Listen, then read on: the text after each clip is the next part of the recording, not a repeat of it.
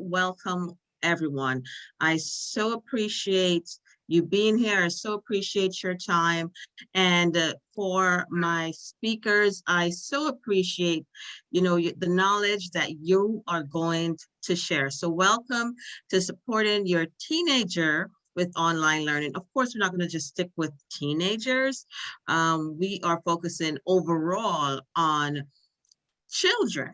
All right, so this webinar is being recorded and will be distributed to other online platforms, as I stated, at a later time.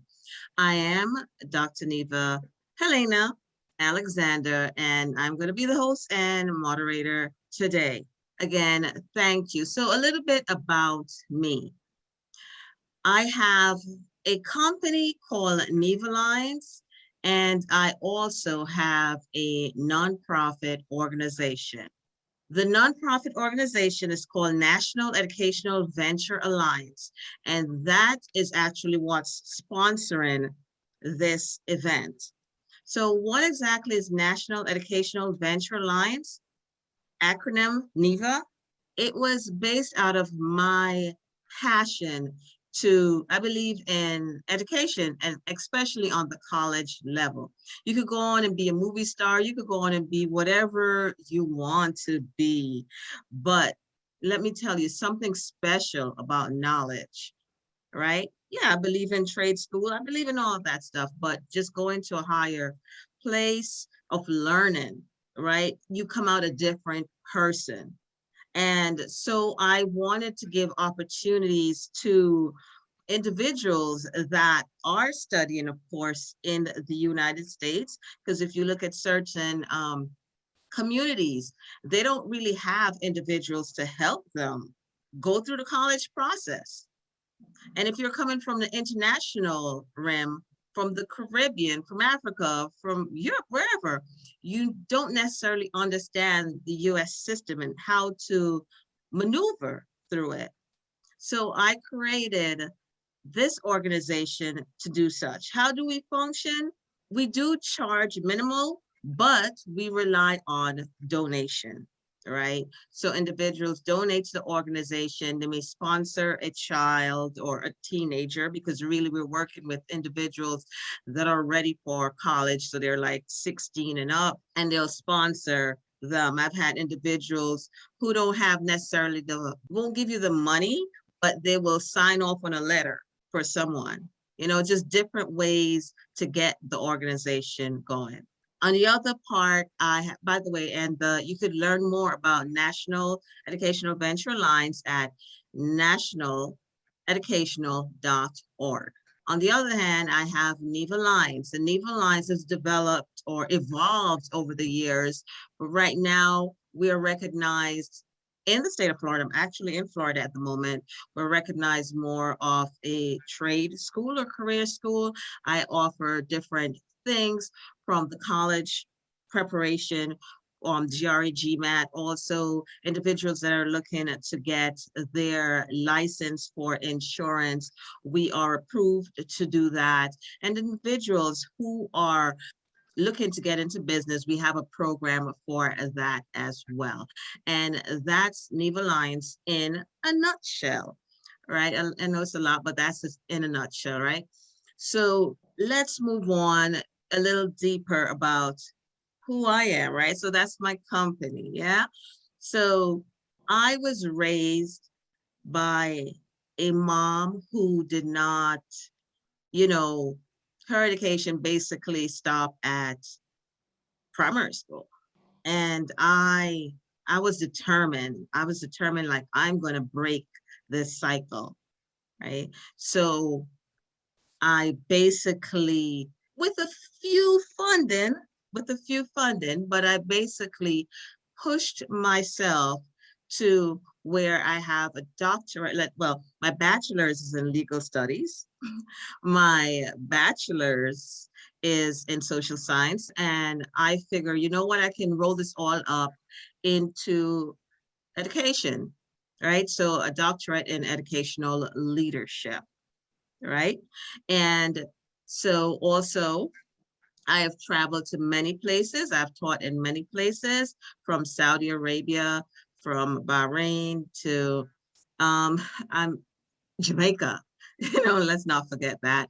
And I've just been around. I'm very passionate. I've done many different things when it comes to even events. Some of you know me from other events, and glad to see you here.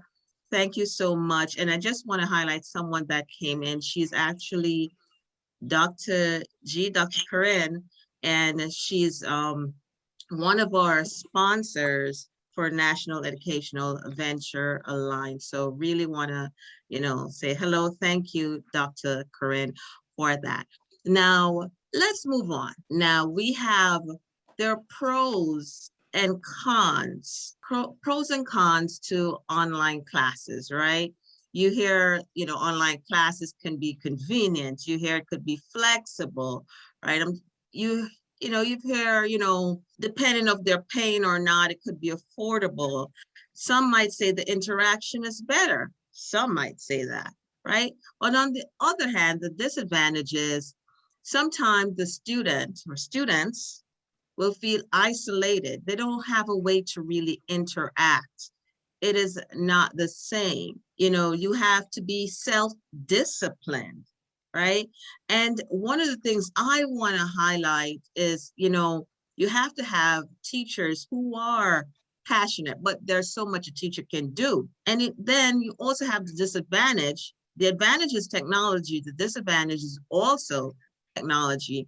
I recalled just last year, I taught a class online for students that they're doing an environmental health class in Saudi Arabia. And I taught the class, and there was a time when I wasn't able to get the internet service properly. And they said to me, "Miss, are you sure you're in America?" And I'm like, "What is that supposed to mean?" Yes, I'm in America. But, the idea is if you're in America, the connection's supposed to be superb, right? So that is the thought process. So technology can be an issue as well. So those are some things that when it comes to online learning and really having the support for those students, it's important. Mental health, we're going to talk about it today. How the parents can support their students. We're going to talk about it today. And we have the experts to do so, from Dr. Ashman to Don to Ms. Verdell Jones. We're going to talk about it. And up first, we have Ms. Verdell Jones. All right. So let me give you a little intro. Mrs. Verdell Jones, she's the director of guidance and support services, right, at Plain Edge School District. Yes. And she's passionate. I want to stress passionate about education. She's a TV host. So it's not, she has that ton of other people to hear her. She's also a business owner, is Deliteach Enterprises, LLC. Mrs. Jones, please go on. Okay, thank you so much, Dr. Neva. Thank you so much for having me as a panelist on this very important topic. And I am excited to be here and bring some information to everyone here and to my fellow panelists. It's an honor to be with you. I can't wait to hear your presentations as well. So I do have a PowerPoint. Being a teacher, I said, I gotta have a PowerPoint. I have to have my points. So I'm gonna share my screen. And I was having some problems. We were talking about technology. I was having some problems with my browser. It was just shutting down randomly. But as Dr. Neva said, I'm Verdell Jones, the Director of Guidance and Support Services for Plain Edge School District, which is on Long Island. It's in Nassau County. And this is my 17th year there. And my primary focus there is really just supporting our students and being an advocate for them and being an advocate for our parents as well. So we speak to parents. I speak to parents all the time. I supervise our guidance counselors in the district as well as our social workers. In addition to that, I am an author. I have a book called The Parent Agent, How to Represent Your Child and Get Them into the College of Their Choice. And I also am a talk show host. I've had a show for over 7 years called Conversations with Verdell Jones. And now my primary focus is our family show, Let's Kick It with the Joneses. And also I am a business owner. We've been able to give scholarships to students, a Poetry Slam scholarship over $5,000. And that's part of Deli Teach and my speaking as well. So let's get started. I want to make sure that I have enough time. I don't want to be too long, but I want to give you a couple of points that I think are so important in supporting our parents and supporting children as well. And I want to provide some support strategies and solutions that we can kind of take a look at. So we're going to go over grace. And when I was first thinking about what I wanted to speak about today, I thought about grace. And we all know that we've been through some challenging times. And I think it's very important for us to give grace. So we're going to talk about grace briefly. Conversations you should be having with your children, and conversations you should be having with those who can support your children as well. And then beyond COVID-19, prepping for the future. So I saw this little quote and I thought it really spoke to my feeling around grit and grace. So we often hear that word grit. And when I'm talking to college admissions reps, one of the things that they stress is grit. And they want our children to have that. But with grit, as the quote says, it determines that life challenges will neither defeat or define us. But with grace, gives us kindness. Grace gives kindness to ourselves and others, even when it's hard. And during these challenging times, I think it's important to give grace to yourself, because we're going through this and trying to navigate as best we can.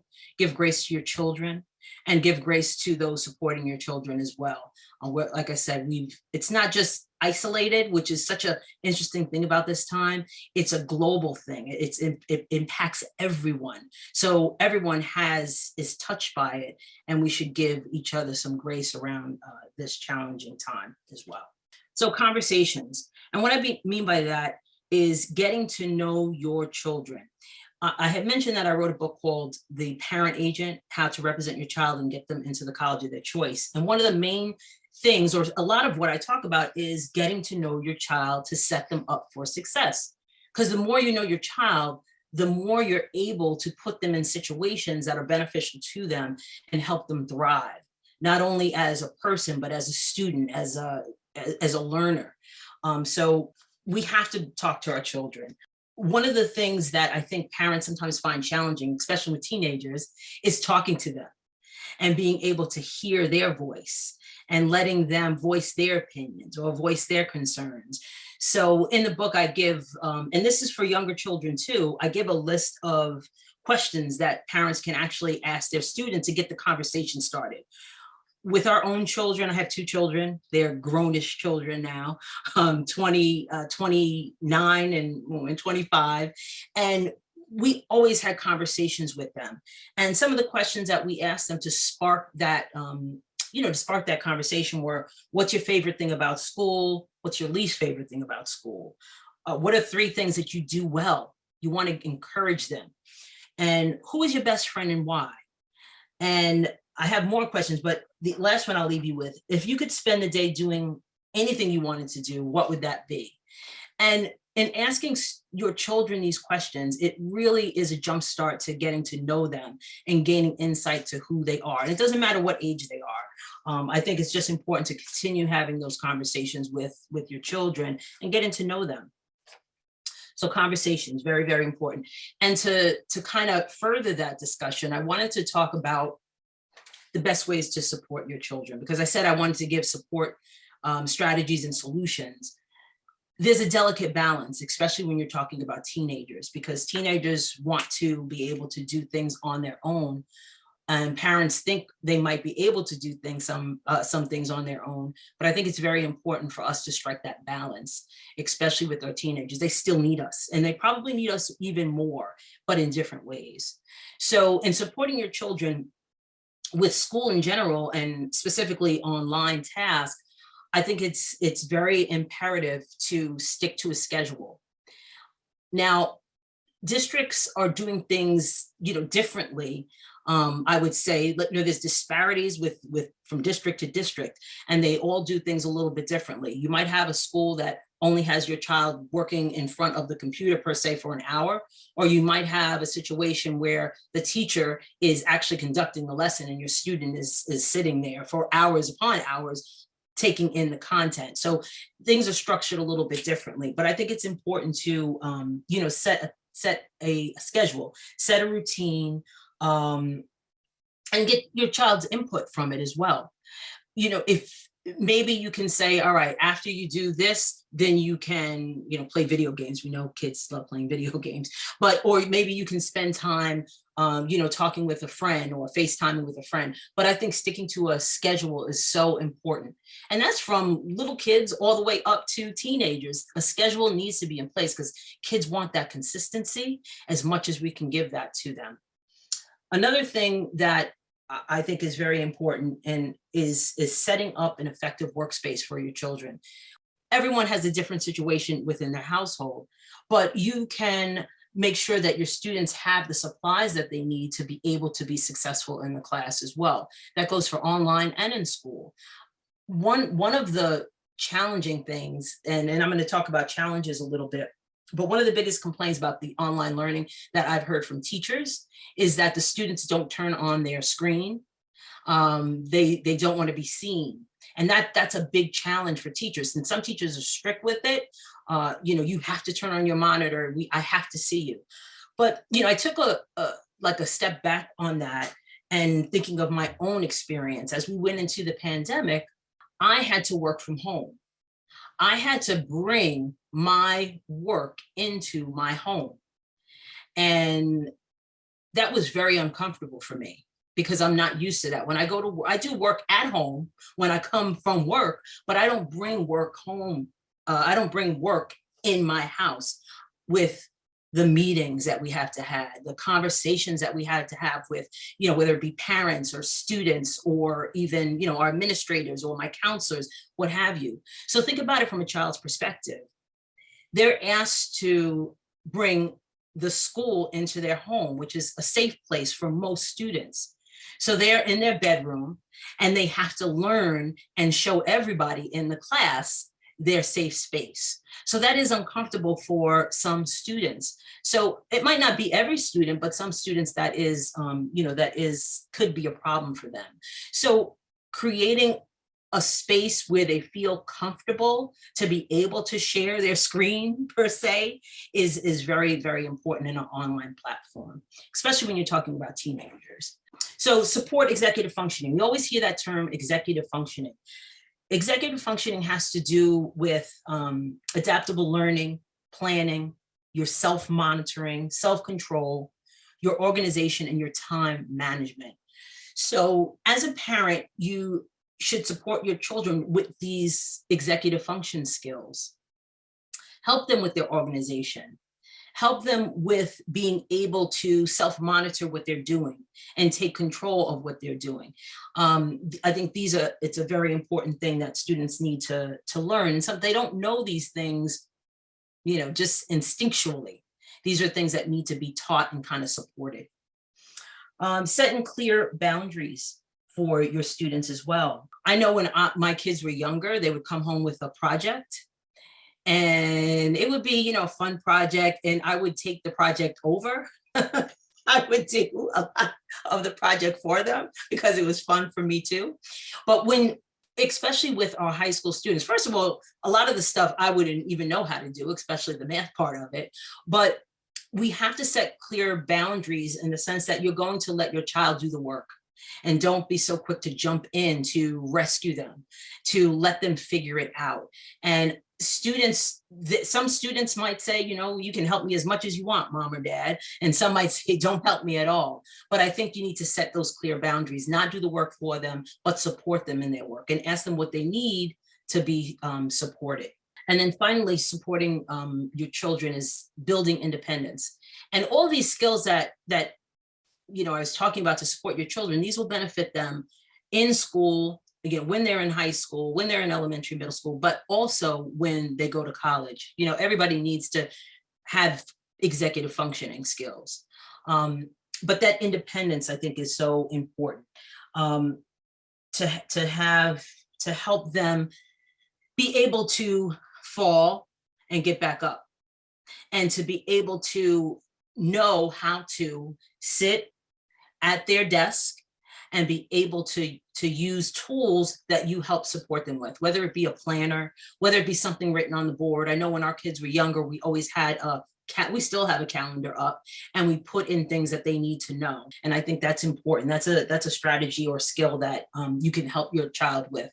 Sometimes it's electronic. Sometimes, I prefer to have an actual calendar up on a board or the refrigerator or whatever it might be, so everybody's accountable, because everybody sees it in the household. So that's a skill, and it builds independence, because they can write things on the board for themselves. They know exactly what they need to do. So just working with our kids in that way, I think, is very, very important. Okay, let's move on to recognizing challenges. Now, there's going to be challenges that come along, whether your child is learning online or they are in school. I know for our particular district, all of our students are in school. We have no online learning. Well, that's not true. If the child is impacted by COVID-19, we do provide remote learning for students. So, with the new variant that was out, we had a lot of kids that had to participate in remote learning. So some of these, and you never know when that's going to happen again. So we recognize that there's challenges that our students are going to have. And as I was stating earlier, I'm really a believer in a cooperative type of solution. Asking your child, what is it that I could do to support you? Instead of just assuming what they need to support them. And it goes back to those conversations. Asking them, well, if you get this done, if you turn on your screen for 15 minutes, baby steps, maybe that might be something that they would be willing to do, and then praise them at least for trying to make that attempt. So taking a cooperative stance and working with your child on this. Observe their strengths, acknowledge their strengths. So when they do accomplish something big or small, you can acknowledge them and validate them. And that gets into the taking concern seriously. And I'm so excited to hear about the mental health piece on this, because we know that students are struggling. So we've gone through a season where are just kind of processing what has happened. And we're seeing it in our schools. We're seeing with our kids, they really are having a hard time dealing with being back in school, not having that time with their friends that they couldn't have during the whole, everything that's been going on. So we have to take this concerns of our students, of our children, seriously. As a counselor, I'm used to, a student coming in and, they are really upset about something. And on the outside, to me, I'm an adult. I'm like, this is what is the matter with them? But it's so serious to our children, what they go through. And it could be something very minor, but it really has impact. So take the concerns seriously. And we have to recalibrate our expectations. As I had said in the beginning, giving our children grace, giving ourselves grace. Being able to know that things might not be exactly the way that we anticipate they might be.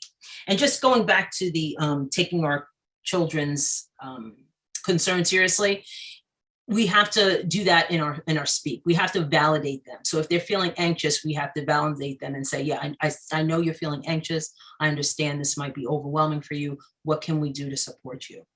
And then the last piece on the challenging or recognizing challenges is avoid reoccurring arguments. It's like that old saying, you're doing the same thing over and over again, expecting different results.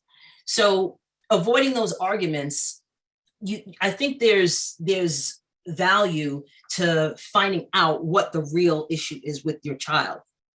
Are they not doing what you need them to do because they just don't want to? Or is there a barrier? Is there a barrier for them to being able to achieve that? Sometimes it's not, they just don't want to do it. But you have to avoid those reoccurring arguments and maybe take a different spin on it and ask them, what can I do to help you with this? You seem to be having a challenge with this. What can I do to support you? What do you need from me to support you in this effort? So those are some challenges that we can take a look at and recognize and work on solutions. And I think that has to do with those conversations, like I said before. More conversations.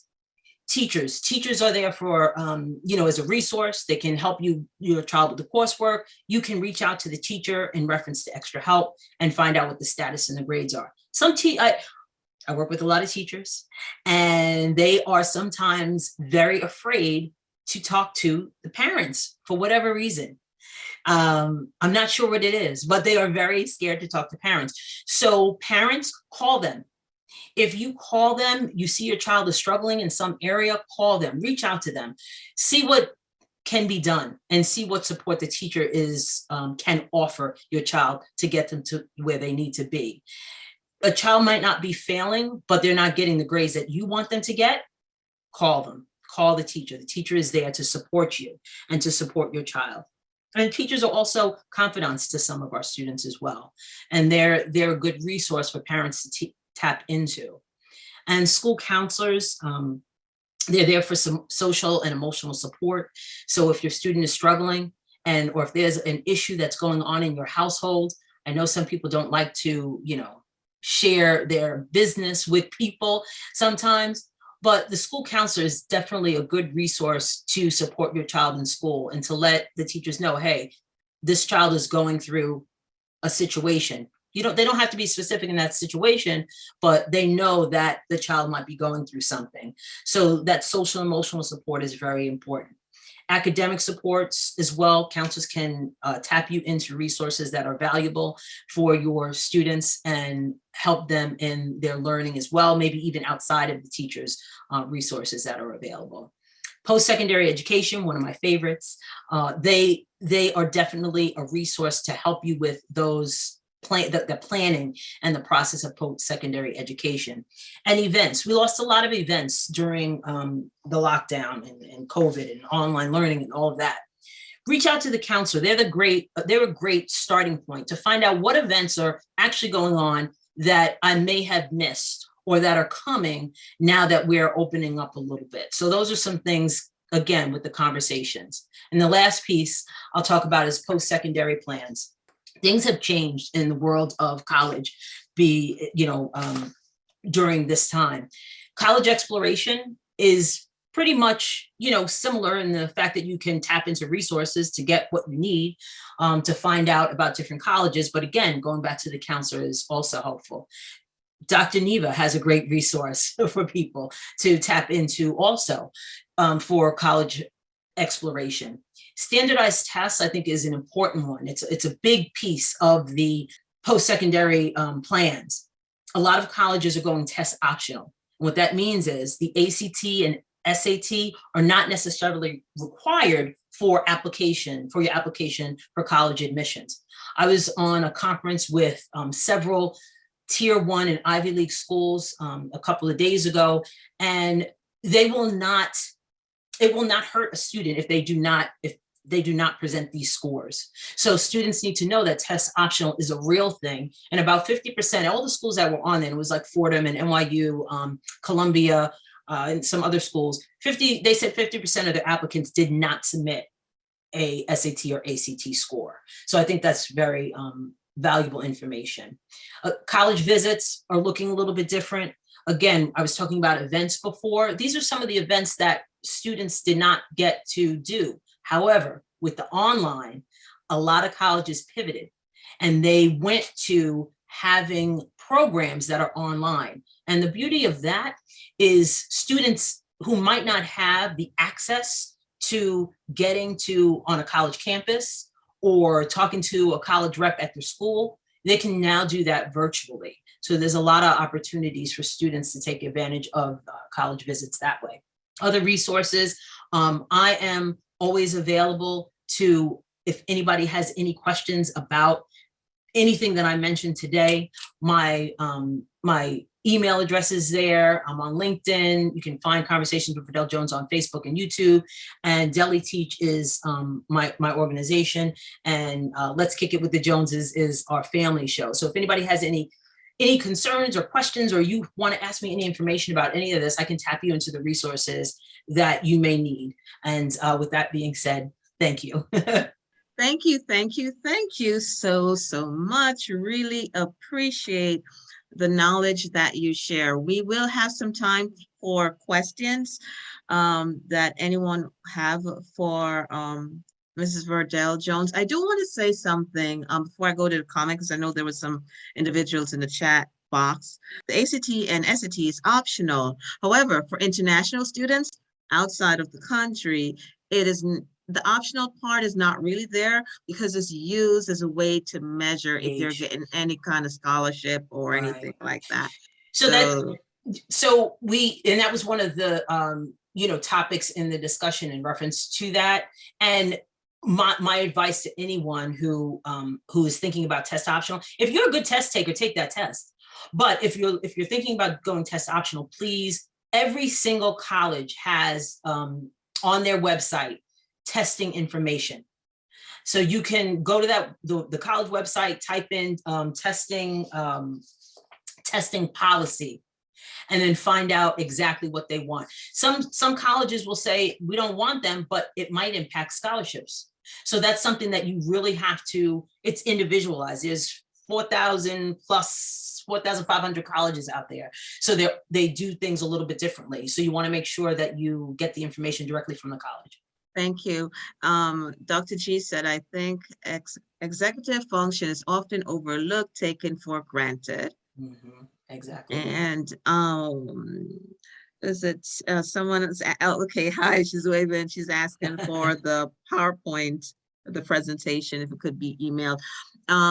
This recording will also be again it's re-recorded. It's recorded right now, but we also going to have it on other online platform at a later date, so others can whoever missed it can watch it again. All right. All right. Any questions? Any other questions? All right. Dr. Neva, it's Elizabeth Wellington. Verdell, I love your presentation. And the next time I will try get many students to listen to this most informative information that could help them, especially being educated, to get some education, right? So what you presented here is phenomenal, and we need it. We need it to really educate these young students that have been lost, even through the pandemic. They might not have parents around, and they perhaps would be living with family, friends, and so forth. But it's just to motivate them that there is opportunity there, and when they are educated, then therefore it could be the way of life. They could survive through life. So I want to say a special thanks for all those information. And the next time around, I definitely will have to plug in maybe about 300 students to hear this information. You and Dr. Neva. So thank you, guys. Thank you. Thank you, Liz. All right. Right now, we're going to move on. We're going to move on to Dr. Ashman. All right. So let me just pull up the information. Dr. Ashman, she's an author, an inspirational speaker, an educator, e-learning specialist, and a certified brain training coach. I mean, she's coming with ammunition. Again, I brought experts today, all right? And Dr. Ashman, she's the owner, the CEO of Ashman Academy, and she's also, I want to say owner, right? Manager of Sage E-Learning. And welcome. Her topic is how parents can support their children in order to maximize online learning. I'm so sorry, online learning. Welcome, Dr. Ashman. All right, sorry about that. Thank you so much, Dr. Neva, colleagues, parents, students who are going to be watching this afterwards. Hello, thank you for having me, Dr. Neva. And my topic today, Verdell did such a great job talking about the role of parents that I am sitting here and thinking, okay, I need to modify a little bit because she did a very comprehensive job on that topic.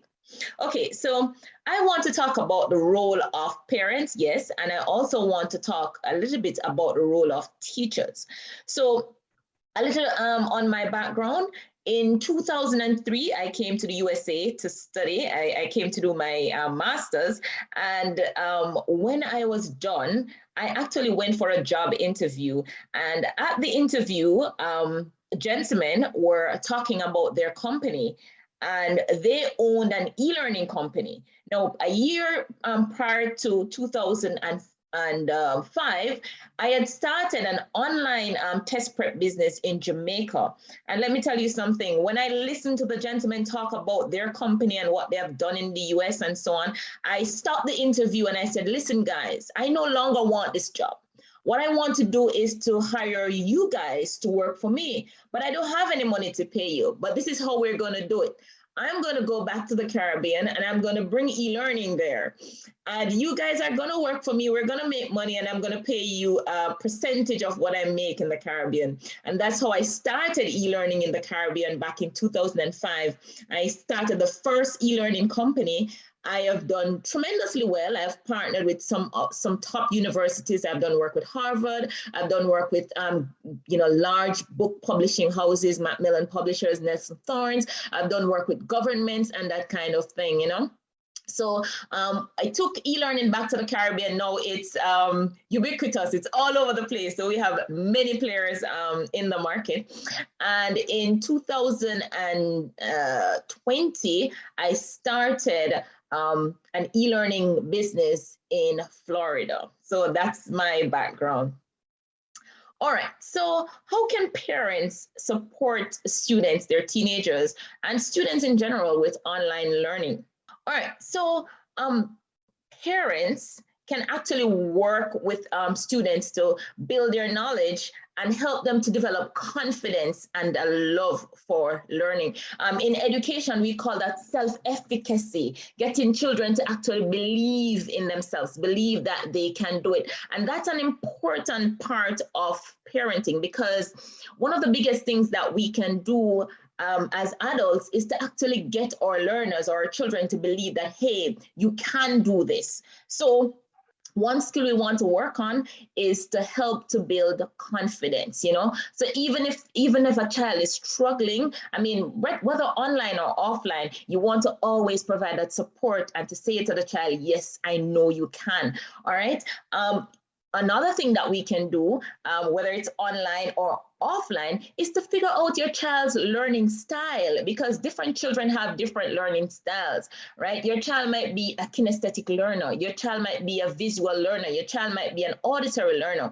So figuring out how your child learns best is key to actually giving them resources that will help them to learn based on their learning style. So that is very important. Another thing that parent can do, and Verdell did touch on that, is to make sure that they provide the tools that the child is going to need. So you want to make sure that for the online learning environment, you have a computer, whether it's going to be a desktop or a laptop or a tablet.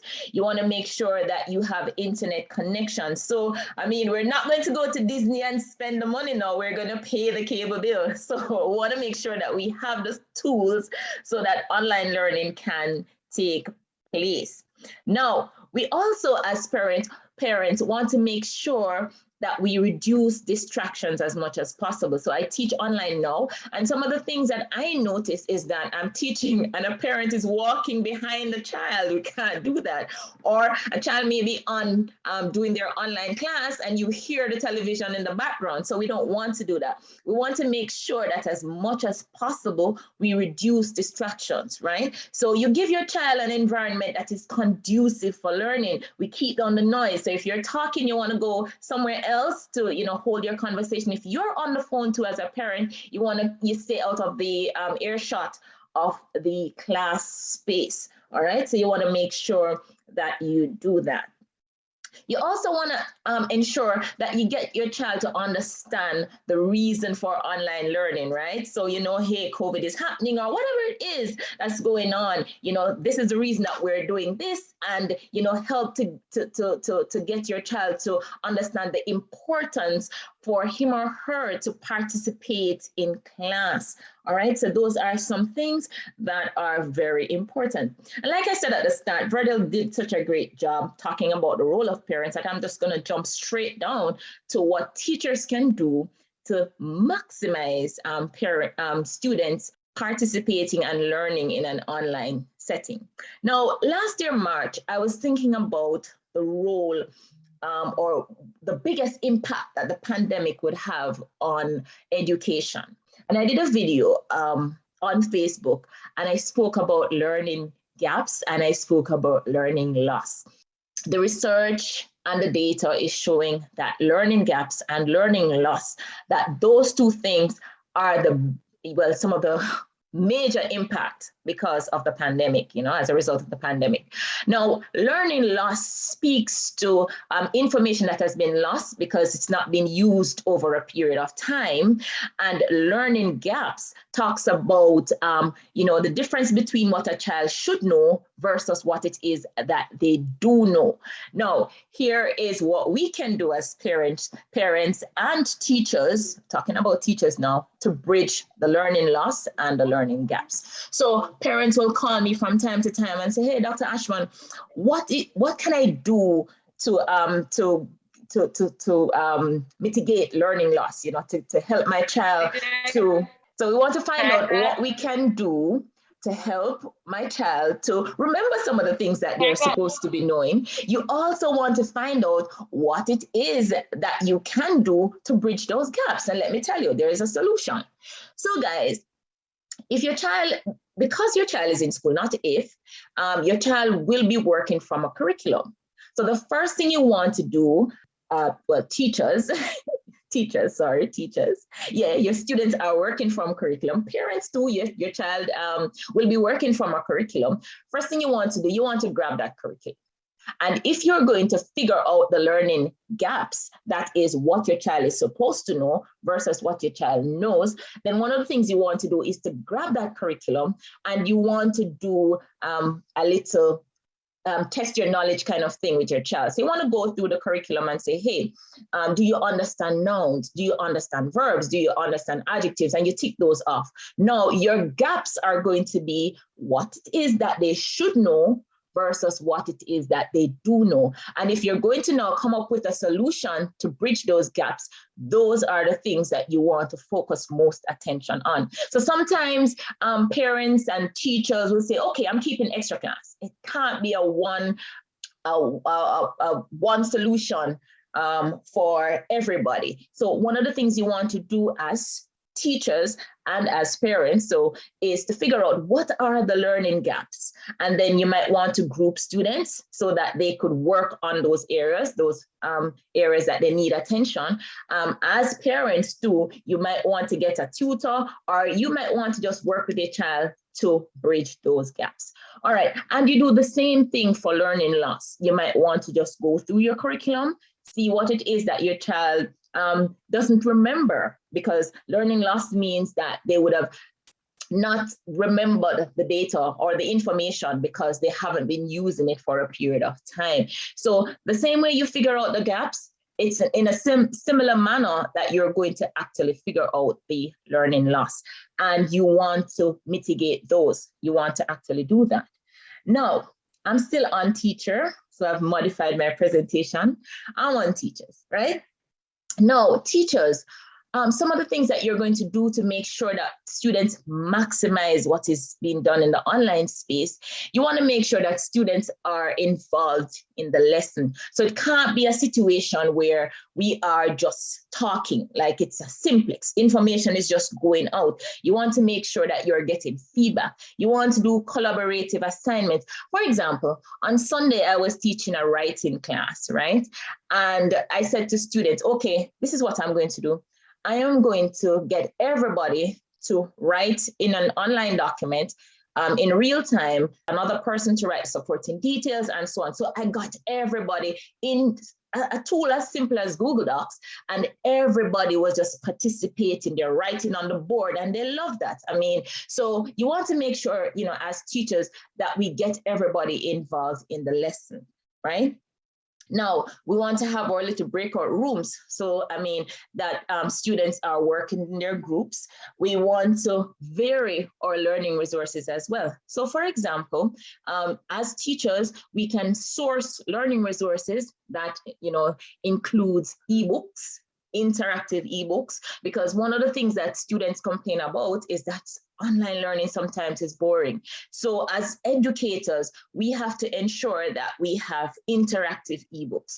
We have to ensure that we have videos. We have to ensure that we have text. We have to ensure that we have interactive graphics and stuff like that. Let us say that, the child is supposed to learn the different states in the USA. You don't just want a blank map on the screen. You want an interactive map. They click on one part of the map, it pops up the states, it pops up the rivers, it pops up all kinds of things. You want to make sure that you have those kinds of tools, and you keep the children's attention during your lesson. You also want to make sure that you provide, like I said before, a variety of learning experiences.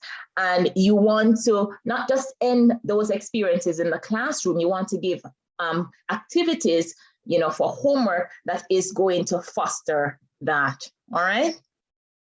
One big thing that I wanted to talk about now is a great opportunity, a great time to explore things like augmented reality, where, you have a lot of textbooks out there. They can get textbooks and workbooks that, they could just download an app, place their app over those books, and they can watch videos in the books. So, you want things that is just going to support, visual learning, auditory learning, that kind of a thing. So you want to encourage things like augmented reality, virtual learning, virtual reality, simulations. So, you're doing chemistry lab, you're not just going to do talk, you're going to make sure that you use a simulation tool so they can see inside the body. They can do things, they can pretend that they're dissecting a frog or whatever. You have those software, so you have to make sure that you vary your learning tools so that you bring the lesson alive. All right, that's my presentation. Thank you so much for watching, and I am here if you have questions that you want to ask me. Thank you so much, Dr. Ashman. Very informative. We have a few comments. Let me just glance over it. And if anyone wants to ask a question, feel free. Now, Lorraine says, often the schools that don't support the learning styles. I don't know, why do you think schools don't support the learning styles? I would like to ask that. Anyone, Dr. Ashman or any of our experts here? You have to unmute. Hi, sorry about that. I got home late, and so I'm in the middle of cooking and listening at the same time. Hope you don't mind. Not at all. Not at all. So just from my experience, I actually substitute teach, but I'm also a parent and I'm homeschooling. And part of the reason why I had to homeschool was because my daughter's a defiant child and special needs. There's quite a few things going on. And I don't know, it's just been my experience that they just, they don't, I don't know. I feel like you have to be a real extreme for them to cater one way or the other. And if you kind of are in the middle, unfortunately, from my experience, like I say, you kind of fall through the cracks. I'm hoping, so in a sense, with homeschooling, because they took away online, they won't do it. And in my district, so she was the type, I think you covered it about, on being on screen. She does not want to be on screen. She refuses to put the camera on. And, they acted like they were going to be okay with it. And then they didn't tell certain teachers, and the teachers would be calling on her. And with a child like Shayla, as soon as that happens, it's just downfall from there. Don't put her on the spot because she's not that kind of child. And I was always looked at as making excuses for her when I saw what I completely see now. I foresaw. So if that makes sense, that's kind of where I'm at with. Awesome. Thank you for that. Any feedback Dr. Ashman on that? All right. So Lauren, thank you for that. It is important as educators that, we understand the students in our charge, their learning styles, because we all learn differently. I mean, I could be standing before the class and talking, and there are students who are going to get everything that I'm saying. But if I tell somebody to go outside, get some dirt, do a little experiment, I mean, that is their style, or I might give them a simulation. So it's important that we understand the learning styles of our students to actually be effective teachers. So, I actually did a postgraduate degree in education, and that was something that, was taught to us that, hey, learning styles is very important. I just want to add one thing to that. So one of the things I suggest that parents do is, because we often know we know our children better than anybody. And we can kind of, once we know what the learning styles might be for our children, communicate that to the teacher. When our kids were younger, in elementary school, I would write a letter to the teacher and tell the teacher exactly, this is how my child learns. This is what they're interested in. They need this in order to be successful. They might act this way. My son, he might look outside the window, but he's paying attention to you. So he should not be reprimanded for that because he is paying attention. We did that in middle school as well. By high school, they were kind of, okay with, they knew how to advocate for themselves a little better. But we did let the teachers know what our children learning styles are. Thank you so much. I have a hand that went up. Dean, do you have a question? Yes, good evening, everyone. I feel so honored to be here this afternoon. I'm what we call learning students, everything appearance, trying to be like you guys when I grow up. As a person that grew on the corner, if you see the sign behind, growing up in Kingston, I've started a program, in a really troubled community. Parents have been calling me to help them. I want to help, but I need the resources. And listening to you people, I want all of you to be on my panel, to be, to help me with the kids in Jamaica. It's a disbursement program. I mean, I'm talking about parents have lost both mothers and fathers through gun violence. I've been working, I'm a scout leader for over 30 years. I work in the school system. I work with adult learners, I work in the adult system. And I find most of these adults have been traumatized because of all these things, and it's hard for them to catch up back. I've always I got quite a few awards. I went to the university, got a Prime Minister's Award, and I've always get these things, but they call upon me to help, but I need a resource. And I tell you, listening to you people, I'm really impressed. I would like to get some of you professors to be on my seminar. And I'm learning, I'm listening, and I'm learning. I'm so excited to be here. Everything that you have said is just what I want to go to school to learn. So glad to have me on the panel, and I take all the information I can get. Thank you. Thank you. Dr. Ashman, please look into the comments section. There's a message there for you. All right. Do we have any other question before we move on, or questions? All right. So the final speaker for, is it night or is it evening? We have Don. Let me give you his introduction, please. So Don Skinfield he's the Vice President, Director of Administration, and the lead community engagement person at the New Hope Mental Health Counseling Service. He's going to dive into who he is, that you understand he's a Queens native, right? But this topic today, the emotional mental health effects of online learning. Welcome, Don. Thank you very much for the introduction, Dr. Neva. I am very much honored to be on this panel with such distinguished people who are talking about such important stuff. This period that we're going through, during this pandemic is a very unique thing in human history. and definitely in modern history. What we are experiencing is something that we simply haven't experienced before, and we've had to make adjustments. Sometimes when we look at what's happening, we ask ourselves, does anyone really know the answers of what should be happening? But we are all trying to adjust. And I would like to say that,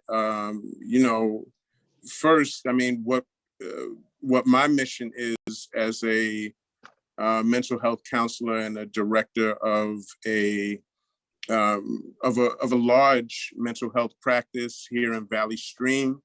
I mean, we're serving people from Long Island to Queens to to upstate New York, the 5 boroughs, and a lot of our clients are children. And our mission is really to help all of the people that we can.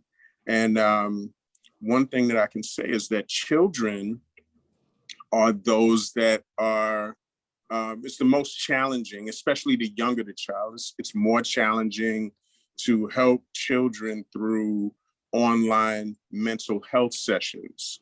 So the sessions that we do with younger children, especially children under 10, are often 30-minute sessions because children sometimes don't have the vocabulary to really talk and process issues in the same way that high-functioning adults do.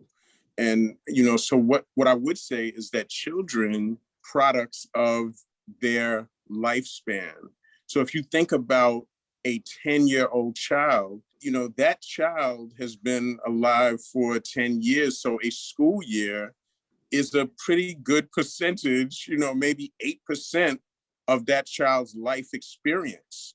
And even cognitively, it may be less of a percentage than that, or more of a percentage than that, because the child may not have, had the kind of cognition that we can think of a child thinking and learning until they were, maybe 3 years old. So this is a completely new experience.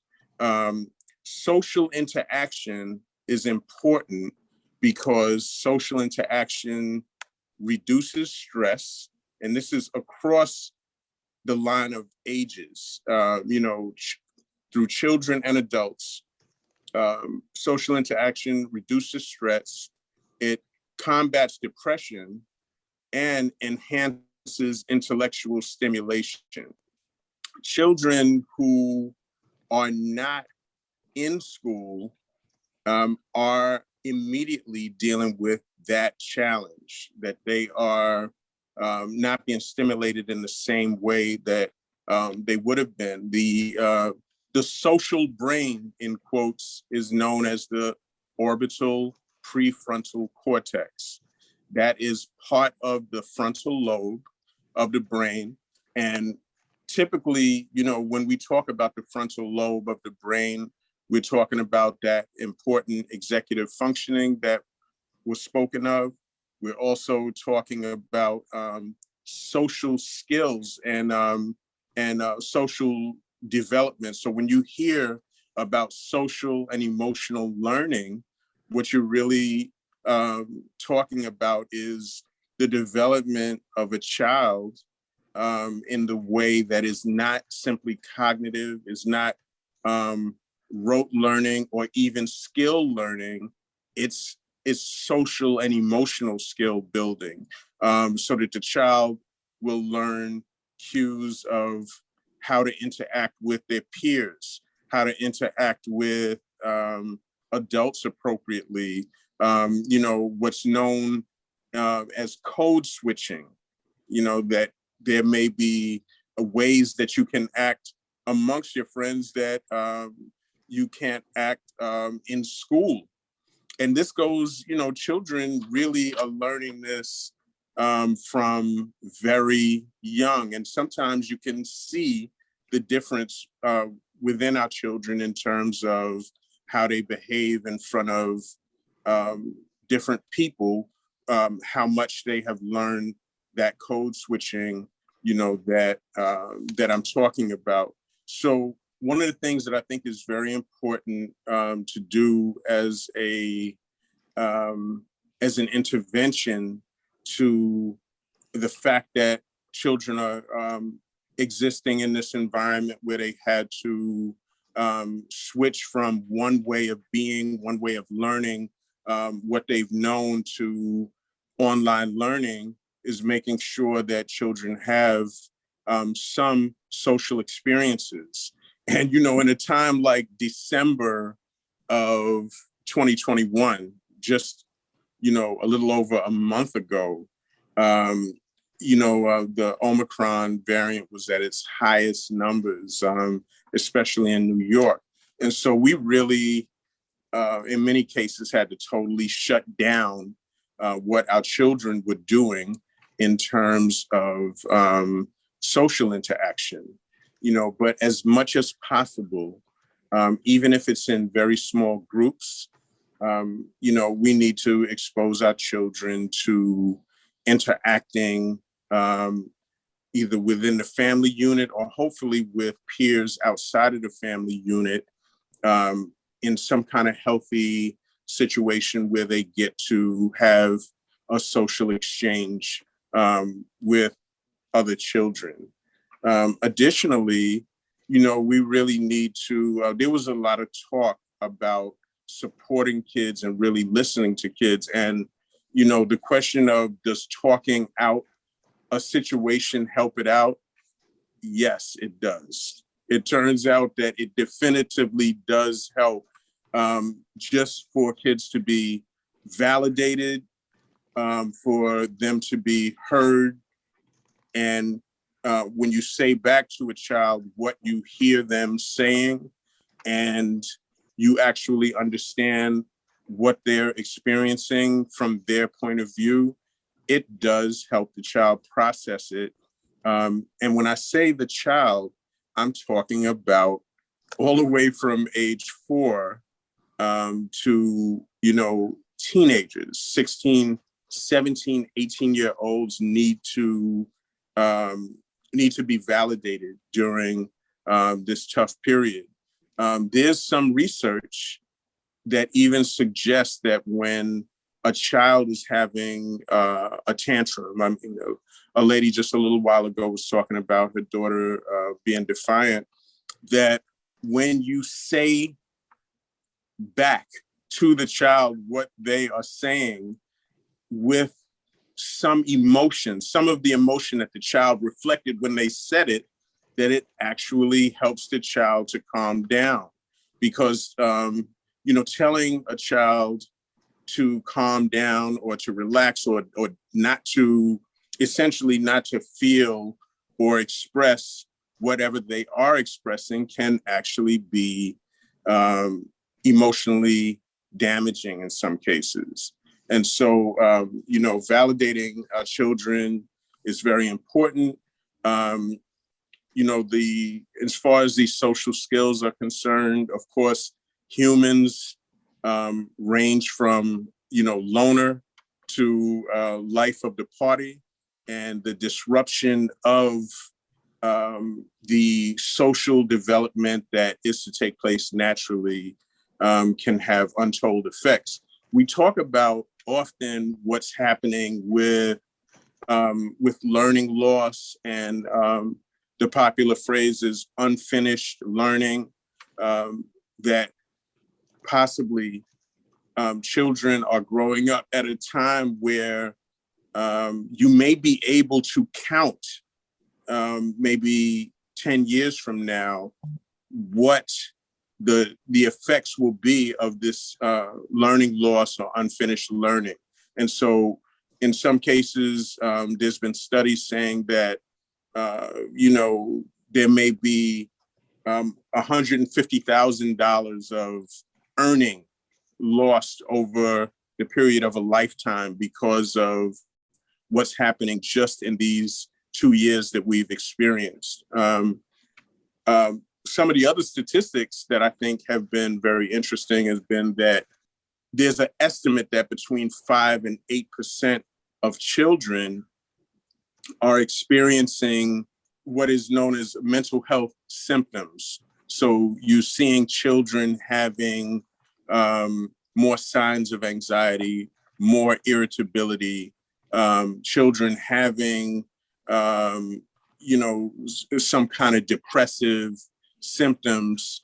But, truly, those statistics are really hard to capture, partially because, mental health diagnosis is really something that has very specific scientific criteria. So for instance, to diagnose depression, over a 6-month period,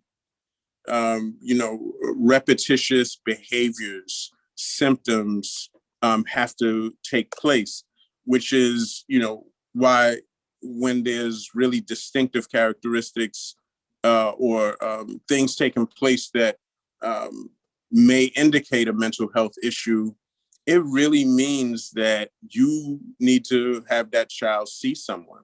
Because if the child is seeing someone, then that can be measured more carefully than a parent just watching the child. So the estimate of parents in those same statistics is that parents estimate a 35% jump in what they see as changes in their child that might be a result of some kind of mental health issue. So that's a big difference between 5 to 8% estimate and a 35% estimate by parents.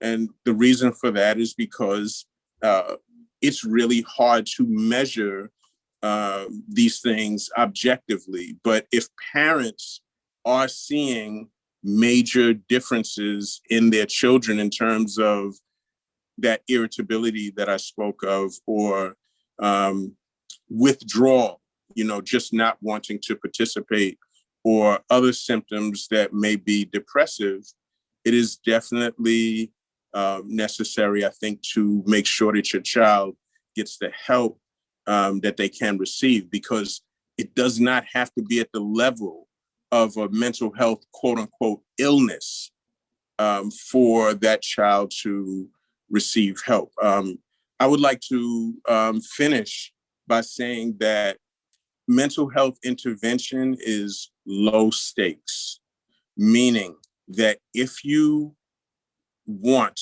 to get help from a professional counselor, a therapist, a social worker, this help is something that you can get without any consequence to your child. Your child can receive the help confidentially, and it doesn't do anything to cause some kind of stigma on the child. I think, maybe 30 years ago, there was a lot more stigma associated with mental health intervention. Now, when people receive assistance from children all the way up to adults, people can be assured it is low stakes because it's confidential. And I'll just add this: our most used diagnosis is adjustment disorder, not otherwise specified. And that basically means that a person, child or adult, is experiencing problems adjusting to a situation, which can be any situation, which doesn't mean the person is mentally ill, but it means that the person is simply having a problem adjusting to a life situation that has presented itself. And I think we can all agree that this life that we've all lived during the pandemic is a social, emotional situation like none other. And so, children, I think, experience this more than anyone, so I hope that information is helpful to you. and I'm definitely open for questions. Thank you so much. I think you have a lot of great information, stats. I was making notes, but then you answered some of my questions while I was making notes. But there are comments as well.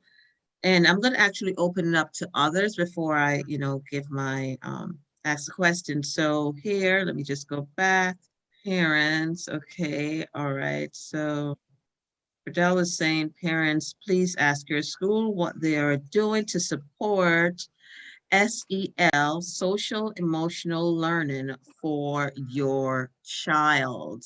Parents, please ask that. Why do you think it's important that they ask that, Fidel? What's the reason behind it? Don had mentioned, part of this presentation, he was talking about that social emotional learning and how beneficial it is, not only for, the academics for our students, but our students can't learn unless their social emotional well-being is being met. So I know in our district, we implemented a K-5 social emotional learning program within our schools. So all of our elementary schools are using the same program, and it goes over, mindfulness and being kind and, all those things you would think about social and emotional. So schools are mandated in New York to have some type of social emotional learning program within their schools. So asking your school district, what do they do, is an important question, because they should be doing something. Great, thank you so much. Awesome, awesome. Okay, so Lorraine, you want to ask, you made a comment. I think you could speak it up, say it. I think it'll be a little bit more understanding and context to it. Go ahead. Sorry, I'm a little slow to getting the mute off. So yes, so my daughter's in 9th grade right now, but I'm just saying that in middle school, there was actually a waiting list to get her help. I wanted her to speak to like a counselor, and there's psychologists and psychologists. There's all types of help in a school, at least in New York in our school system, but there was actually a waiting list. And then the pandemic hit, and then it made it even worse, because it's Family Services of Westchester that works in our area, and they have offices, but I couldn't get my daughter to an office. There's nothing wrong with her. She doesn't need anything, and all those kind of things. So for middle, when she was in middle school, there was just a waiting list. And then by the time she cleared the waiting list and we got an appointment, pandemic hit.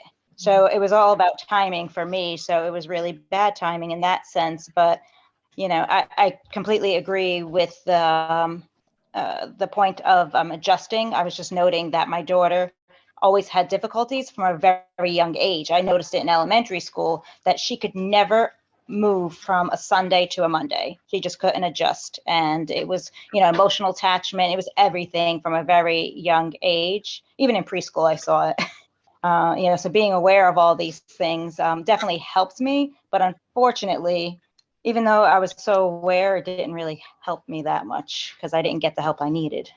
But I like that there's that New York, they have to have an SEL program, you're saying.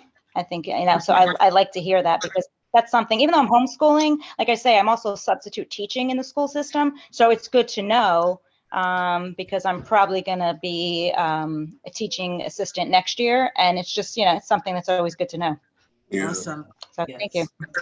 Go ahead, Don. Yeah, it's one of the things that can be unfortunate is that sometimes the social emotional learning component that it does exist in schools, putting out fires or big things happen in schools, safety issues and other things happen that end up sucking up the resources of the social emotional learning piece.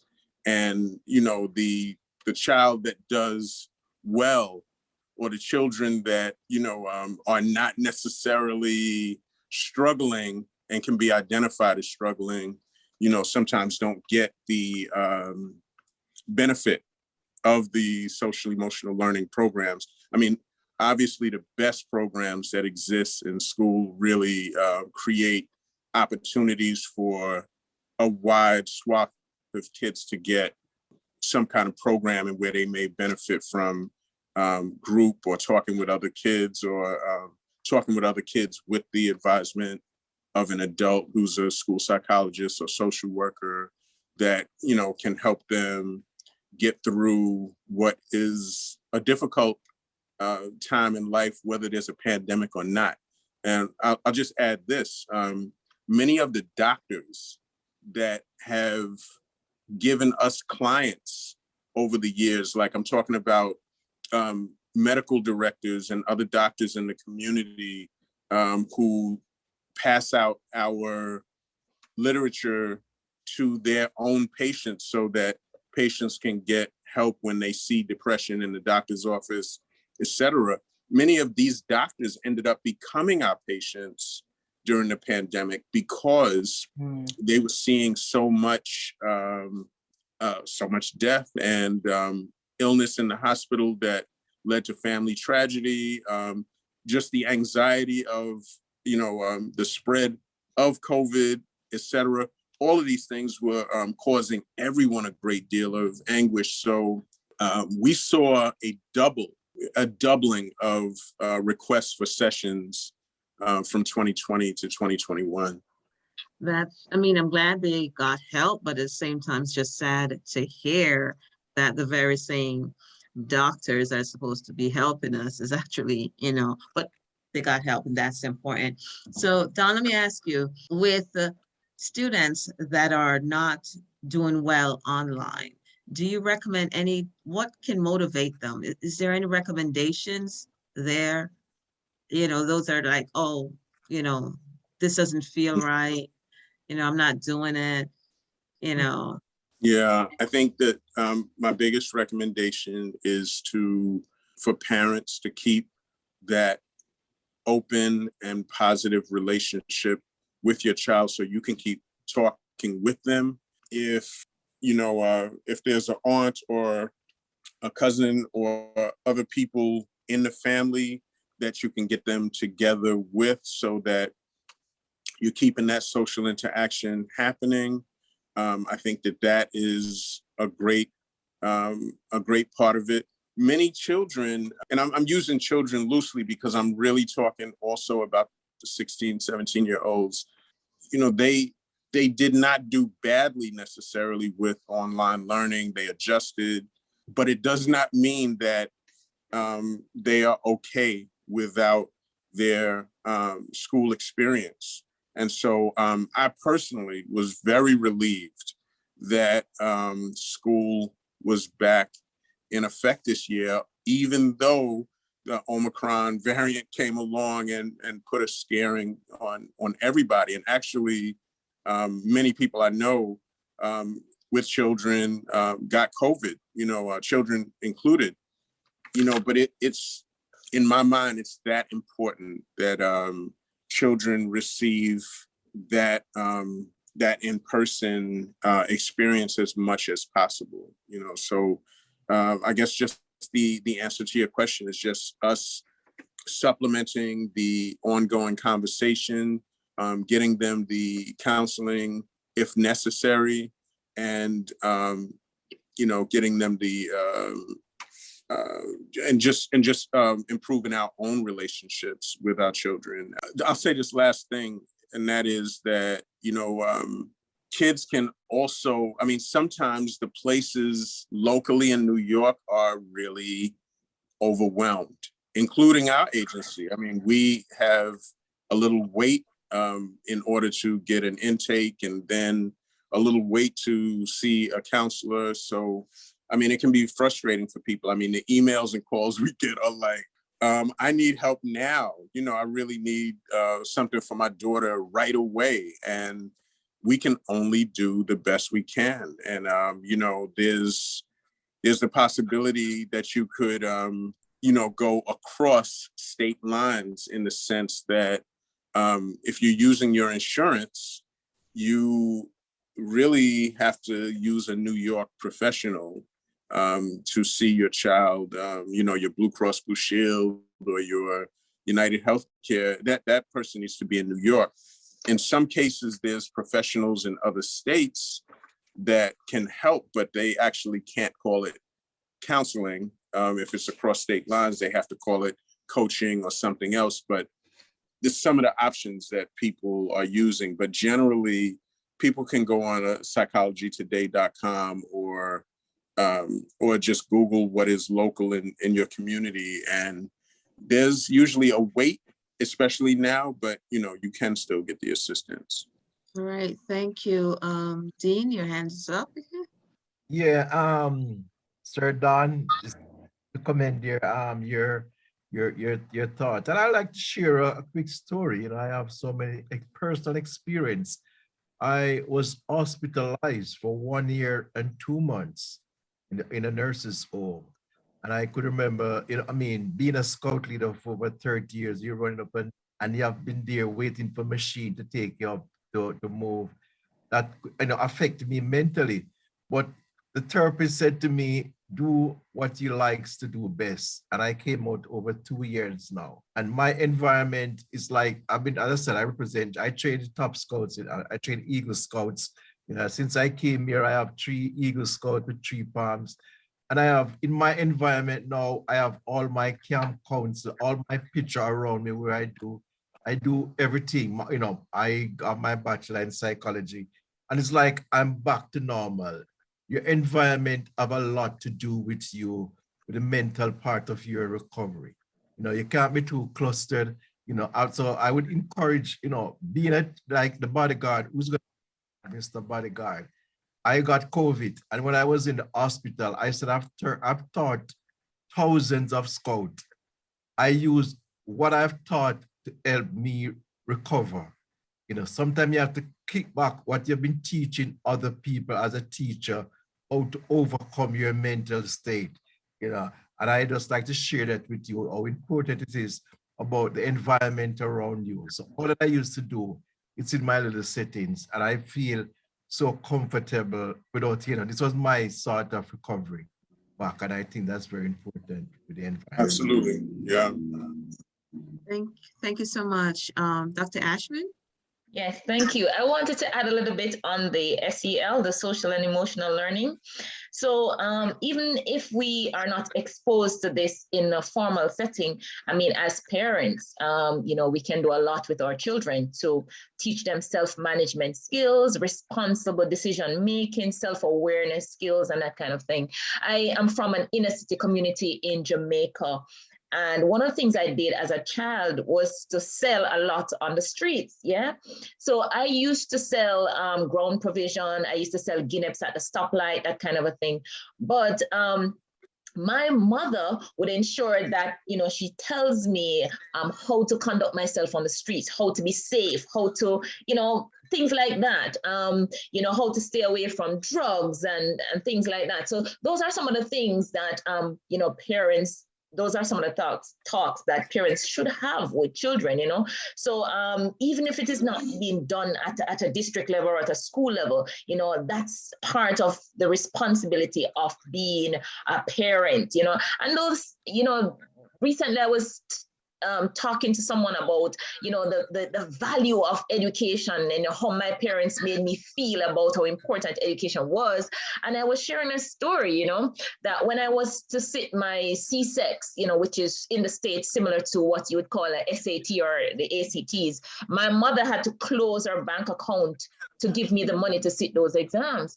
And I remember many years later, when I was doing my PhD, I came upon a situation where I had to rent my house and live in my car because I needed the money to finish up schooling. So, but the seed was planted in my head from early that education was so important, that, anything that is legal and ethical, I should do to ensure that, I got the education that I wanted. So these are some of the things that, as parents and as adults, we can plant in the minds of our children.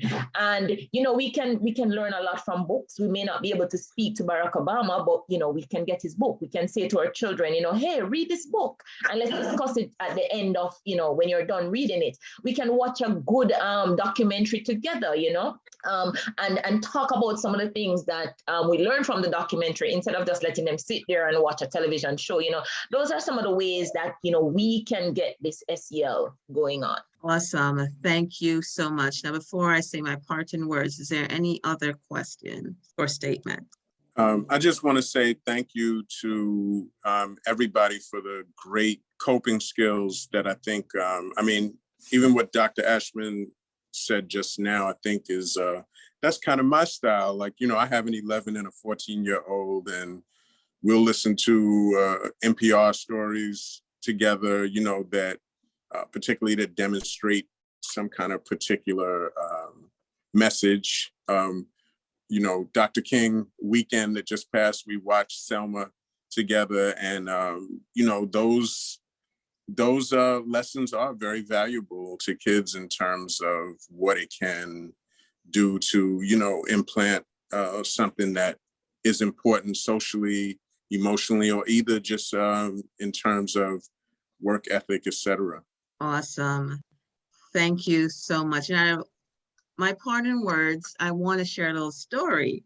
And I'm sitting here and I'm hearing all this, and I'm like, wait a minute, what happened to me when I was younger with my parents? Well, I'm gonna focus on my mom for a second. Now, I started out, I told you my mom's background, right? Didn't even go to high school. She didn't have the opportunity, but my mom, if you know my mom, she's a hustler. She's a go-getter, and she's doing it, right? But I remember in junior high school when I struggled. She didn't know how to help me, but she made sure I was comfortable. I had my dinner. My food was always set. It was like I was a baby. She did the same thing in high school. She did the same thing in college. She did the very same thing when I'm going through my doctoral program. She's, you know, it's not like she's, you know, have the background in psychology. She doesn't have any of that, but what she wanted to make sure that I was not stressed.